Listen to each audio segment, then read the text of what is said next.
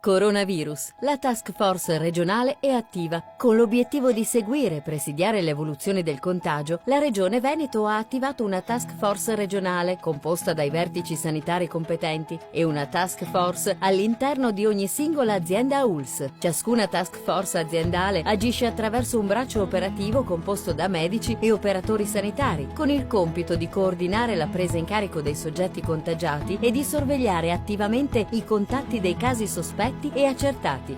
Per caso sospetto si intende una persona che presenti un'infezione respiratoria acuta grave, ovvero con febbre, tosse e che ha richiesto il ricovero in ospedale e che nei 14 giorni precedenti la comparsa dei sintomi sia stata nelle aree a rischio della Cina oppure a stretto contatto con un caso probabile o confermato. In caso di sospetto contagio è possibile mettersi in contatto con il proprio medico curante o telefonare al 118 o al 1500, il numero messo a disposizione dal Ministero della Salute. Per il Veneto il numero è collegato al reparto di malattie infettive dell'azienda ospedaliera di Padova, dove viene effettuato un primo triage telefonico, un'intervista per valutare la condizione clinica. Al paziente che si presenta al pronto soccorso con febbre e sintomi respiratori viene fatta indossare una mascherina protettiva e viene subito isolato in uno spazio ad hoc per la valutazione clinica.